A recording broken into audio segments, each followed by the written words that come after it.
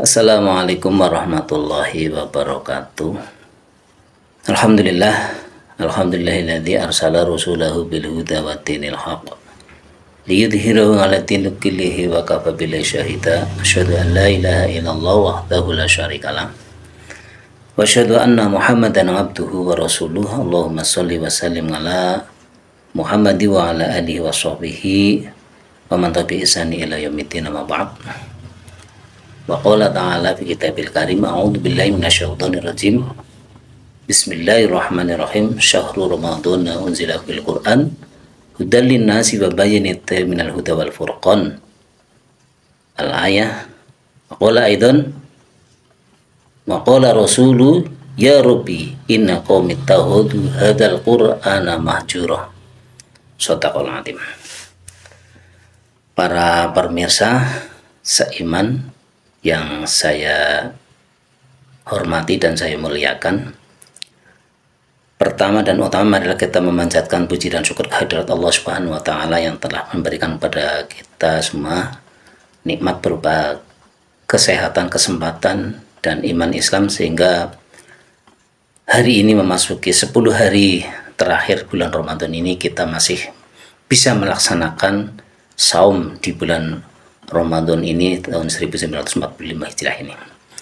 Mudah-mudahan dengan harapan bisa mendapatkan kekuatan, ketabahan dalam menjalankan tugas mulia ini. Salawat salam kita curahkan pada baginda Nabi Agung Muhammad Sallallahu Alaihi Wasallam, pada para sahabat serta umatnya selalu istiqomah memperjakan syariat-syariat sampai akhir hayat kita. Para pemirsa yang dirahmati Allah Subhanahu Wa Taala, sering kita melakukan sebuah ritual atau peringatan nuzulul Quran yang sering kita lakukan, sudah berkali-kali, berulang kali kita melakukan sebuah peringatan nuzul Quran.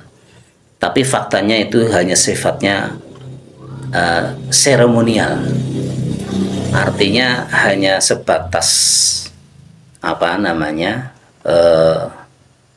sewaktu saja, upacara, seperti kayak upacara saja.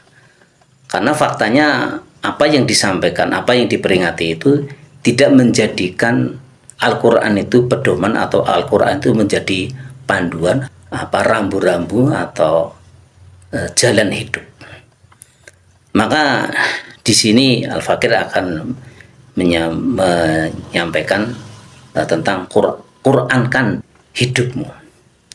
Artinya di sini ada, ketika hidup itu diatur oleh syariat yaitu Al-Quran, maka akan terjadi sebuah kedamaian, kemudian tidak munculnya sebuah kemaksiatan. Jadi baik secara individu, masyarakat maupun negara, itu ketika diatur oleh Al-Quran. Jadi di sini para pemirsa yang budiman akan melihat ada dua hal yang dapat kita saksikan saat ini. Bagaimana ketika Al-Quran diabaikan, seperti ayat yang Al-Fakir sampaikan tadi, yaitu surat Al-Furqan ayat 30 itu, wa qala rasulu ya rabbi inna qaumi ittakhadhu hadzal qur'ana mahjura. Dan Rasul Muhammad telah berkata, ya Tuhanku, sesungguhnya kaumku telah menjadikan Al-Quran ini diabaikan. Nah, ada dua hal yang Al-Fakir sampaikan di sini terkait dengan bagaimana ketika kehidupan ini diatur oleh Al-Quran, Al-Quran sebagai kehidupan ya, dijalankan, dan ketika Al-Quran itu ditinggalkan. Pemirsa yang budiman, jadi kita bisa melihat hari ini ketika Al-Quran diabaikan, bagaimana kemudian ada satu contoh, misalkan Al-Quran telah, Allah Subhanahu wa Ta'ala telah memerintahkan bahwa kita diperintah oleh Allah untuk berdakwah, untuk menyampaikan, wal takum minkum ummatu yad'una ilal khair wa ya'muruna bil ma'ruf wa yanhauna 'anil munkar. Artinya adakah segolongan umat yang menyeru kepada kebaikan dan melarang dari kemungkaran. Tapi ketika Al-Quran kemudian tidak menjadi pedoman hidup, baik secara individu maupun masyarakat maupun negara, maka hari ini perintah untuk menyampaikan, berdakwah, menegakkan sebuah aturan Allah, menegakkan atau hukum-hukum Allah, itu faktanya malah dibubarkan atau ditolak. Bahkan para ulama, para pengemban dakwah kemudian dipersekusi.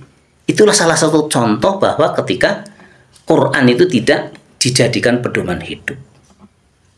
Kemudian yang lainnya termasuk di sini adalah Al-Quran itu sangat menjaga kekayaan alam, hak kaum muslim, dan bukan punya hak kaum muslim, tapi setiap orang, masyarakat itu punya hak. Tapi faknya hari ini, walaupun peringatan mau Quran atau nuzul Quran itu diperingati, yang isinya mestinya harus diimplementasikan, harus dijalankan, tapi faktanya tidak. Sementara bumi, air, minyak, gas, emas, tembaga, dan seluruh kekayaan yang ada di dalam negara Kesatuan Republik Indonesia ini justru dirampas dan dirampok oleh penjajah dan bersama dengan para pengkhianat. Ini fakta yang terjadi hari ini ketika Al-Quran tidak diimplementasikan secara individu atau secara negara. Nah, yang kedua, solusinya adalah ketika Islam diterapkan atau Al-Quran itu menjadi pedoman hidup. Itu ada fakta, bisa kita lihat, bisa kita baca di dalam sejarah. Bagaimana kemudian ketika keemasan Islam, ketika Islam diterapkan, syariat Islam diterapkan di muka bumi ini, yaitu ada seorang khalifah Umar bin Abdul Aziz ketika itu. Ketika seorang khalifah pemimpin Islam itu menerapkan Al-Quran di muka bumi, artinya syariat Allah diterapkan di muka bumi, maka apa yang terjadi? Khalifah Umar bin Abdul Aziz itu kemudian berkuasa hanya kurang lebih 700 hari. Kemudian apa yang terjadi? Bisa mensejahterakan umat. Kemudian contoh salah satu lagi ketika Khalifah Mu'tasim Billah, yaitu kita bisa melihat ada seorang muslimah yang dibuka auratnya. Kemudian seorang muslimah itu minta tolong kepada Amirul Mukminin Mu'tasim Billah. Apa yang terjadi? Seorang kepala negara itu harus menolong umatnya ketika didolimi atau dirusak kehormatannya. Kemudian mengirimkan pasukannya untuk bagaimana kemudian menolong seorang muslimah. Nah, inilah bentuk daripada ketika Al-Quran dilaksanakan sebagai panduan, sebagai pedoman hidup. Dan masih banyak contoh-contoh lagi. Al-Fakir akan mengingat satu contoh lagi, bagaimana kemudian hukum ditegakkan di muka ini ketika Khalifah Ali bin Abu Thalib, ketika baju besinya hilang, jatuh, kemudian diambil oleh seorang Yahudi, dan itu jelas faktanya. Tapi ketika diajukan di dalam meja hijau atau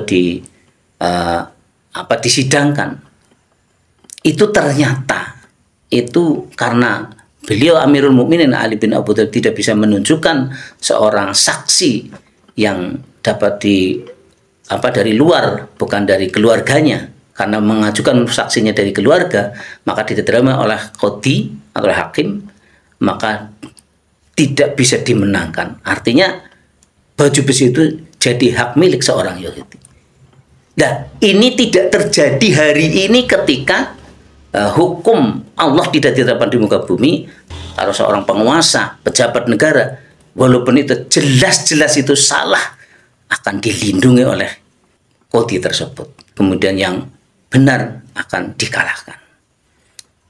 Para pemirsa yang budiman yang dirahmati Allah Subhanahu wa taala, mudah-mudahan kita di bulan Ramadan ini bukan hanya diperingati nuzul Quran, tapi bagaimana mengamalkan, mengimplementasikan Islam dengan secara kafah, yaitu tidak ada lain, yaitu dengan tegaknya khilafah Rasulullah alamin ajmain. Itulah yang akan menjadikan umat ini menjadi damai, menjadi sejahtera dan aman, adil dan makmur.